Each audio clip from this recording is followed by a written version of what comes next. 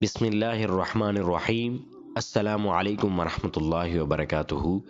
آج کی ہماری حدیث جس کا مفہوم حضرت معاذ بن انس رضی اللہ تعالی عنہ فرماتے ہیں کہ اللہ کے رسول صلی اللہ علیہ وسلم نے فرمایا، جو شخص سورہ اخلاص مکمل 10 بار پڑھے گا تو اللہ تعالیٰ اس کے لیے جنت میں ایک محل بنا دے گا۔